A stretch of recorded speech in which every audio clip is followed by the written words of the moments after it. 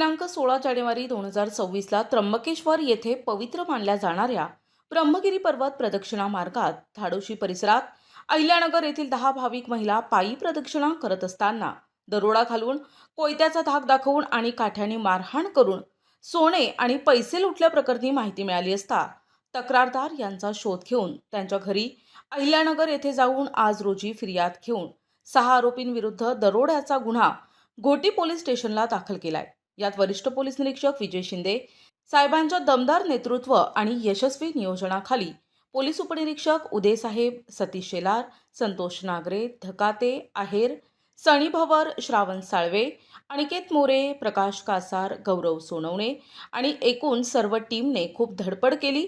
म्हणूनच गुन्हा दाखलच्या आत 12 तासांच्या आत आरोपींच्या वर्णनावरून शोध घेऊन सर्वच्या सर्व 6ही आरोपींना ताब्यात घेऊन अटक करून धडाकेबाज कामगिरी केली आहे।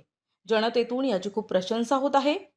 चेतन रामदास गुंड, वैभव रंगनाथ झोले, नवनाथ सुकरा गुंड, अनिल जाधव, पांडुरंग जाधव, अमोल गुंड या सर्व अटक आरोपींची नावं आहेत, अशी माहिती घोटी पोलीस स्टेशनवरून देण्यात आली आहे।